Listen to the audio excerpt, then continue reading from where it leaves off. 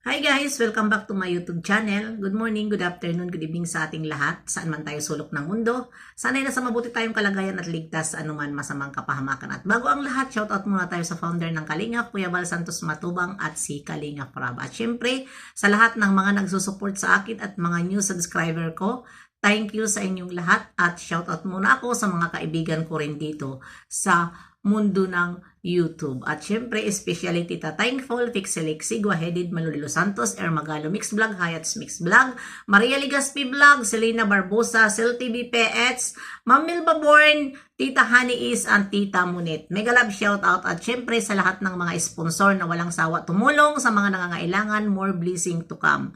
At ano-ano ngayon ang ating reaction video? Mayroon lang tayo dito re-reactionan na itong comment sa akin upload ka hapon na ang upload ko naman ay maganda dahil nga humahanga nga ako dito sa atin Bibi Beyonce.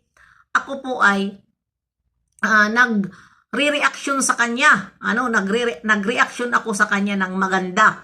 At ayun na, sasagutin ko lang dito itong nag-comment sa akin na andyan nakikita nyo itong Poncio Pilato dyan sa thumbnail ko na ang isip nito ay napaka-advanced talaga. Bakit mo naman nasabi na basher ka? Ayan. Juicy? Ayan. Juicy ba yan? O aywan, basta andyan. Napaka-advanced ng utak mo. At bakit mo nasabi na baka mamaya magbuntis si Beyonce? Huwag kang mag-comment ng ganyan. Dahil si Beyonce, hawak yan ni Kalingap Rab. Hawak yan. At si Ido, hindi basta-basta. Itanong ko lang sa'yo na basher ka. Ilang taon na ba si Ido ipinapartner ng mga angels? Si Ido ba'y nabalitaan mo na may sinasamantalahan at may binuntis? At tanong ko rin sa'yo, sa mga angels, may nabalitaan ka rin ba na mga angels ni Kalingap Rab ay may nabuntis? Kaya sabi ko sa inyo na huwag kayo mag-comment ng kabastusan sa upload ko, lalong-lalo na kung ang aking reaction video ay maganda lang naman at pagpuri sa bata, kayo naman nagkakasiraan ng bait. Hindi talaga kayo mapigilan na mga basher. Basher lang kayo at host ako, sasagutin at sasagutin ko kayo. Huwag kayong ganyan na pinag-iisipan nyo si Beyonce na baka mabuntis. Kung ano-ano ang inyong iniisip dito sa aming mabait na angels. Sila ay nagbibigay lang sila ng pag-good vibe sa atin. Huwag niyong isipin na porkit ganyan, ang isip niyo buntis agad. Yun po ay vlog lang yun. Content lang yun. Tapos kayo buntis agad? Hindi niyo ba nakikita? Yung mga artista na mga bata pa, ganyan ang kanilang mga content. Pero sa likod ng kamera, wala na yun, magkakaibigan yun. Huwag kayong advance pangisip. Dahil kawawa naman dito ni Beyonce. Di ba? Ano ang sabi ni Beyonce? Tinanong ni Kalingap Rab, naaapektuhan ka ba sa mga basher mo, Beyonce? Ano ang sagot niya? Hindi ko po yun iniintindi. Pero minsan, nag-iisip rin siya. Bata pa si Beyonce. Huwag natin bigyan ng kahulugan na hindi maganda. Puro kayo ang mga isip nyo, puro kabastusan. Siguro ko yan ang gawain nyo. Kayo na mga advance mag-isip, yan ang gawain nyo. Siguro ko ikaw nabuntisan ka dahil advance ka mag-isip. Nabuntisan ka. Sa totoo lang. Dahil ikaw ang may alam Galing yan sa bunganga mo eh. Galing yan sa comment mo eh. Nang huhusga ka ng tao. Diba? Pabubuntisan agad. Itingnan mo naman ang ginagawa nila. Oh. Tatawa-tawa lang si Beyonce. Mahirap nga magpahawak kay Ido. Buntis agad ang inaano nyo. Iniisip nyo. Kaya, hindi kita dito palalampasin. Hindi ko kayo mga papalampasin na mga basher. Ayus-ayusin nyo lang mag-comment. Dahil kami ay depende sa i-comment nyo.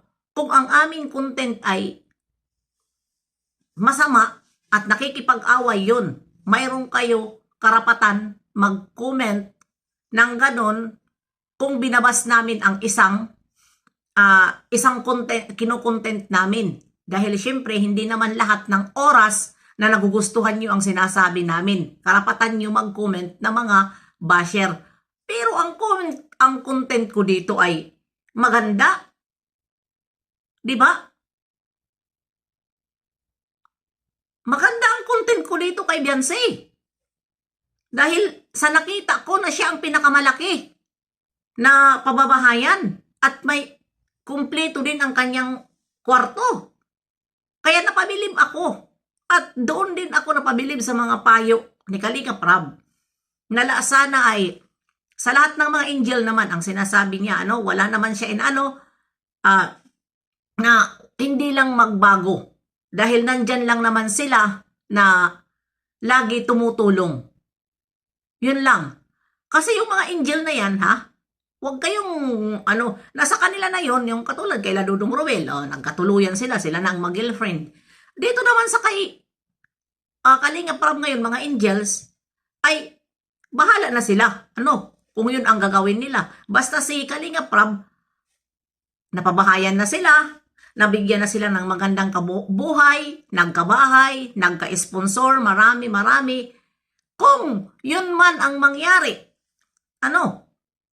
labas na doon si Kalinga Prab. Basta ang importante, ginawa ni Kalinga Prab ang kanyang content, ang kanyang pagko-content na pinagsasabihan nyo na pinagkakakitaan ni Kalinga Prab, nagawa ni Kalinga Prab ang kanyang plano doon sa mga angel na mapunta sa magandang kalagayan. Diba? Kaya, wag na wag nyo yan sabihin. Dahil, wala pa nangyari. Diyos ko Lord, wag naman. Advance kayo mag-isip. Wala pa nangyari yan. Wala pang nabalitaan dito sa Kalingap na ang mga angels na hinahawakan ni Kalinga Prab ay nagkabuntis. Wala pa po. Wala. Kaya, wag na wag nyong gawin yan. Yan ang ginagawa nyo noon kay Richelle. Kung ano-ano ang pinagsasabi nyo na mga buntis, ginagawa nyo ngayon kay Beyonce. Ayusin mo dyan, naka-thumbnail, at ayusin nyo na lang. At ikukontent ko talaga kayo pag hindi maganda ang inyong comment patungkol kay Beyonce. Ikukontent ko kayo. Yun ang tandaan nyo. Kaya, ikaw girl, ikaw na basher ka, kung matanda ka man, ikaw ang nabuntisan siguro kasi advance ka mag-isip. At ayan, hanggang dito na lang. Kasi yun lang naman ang aking sinagot, mga kananay, na nambas kay Beyonce na baka magkabuntis. Hindi ko nagustuhan. Bye-bye! See you next live and upload. God bless.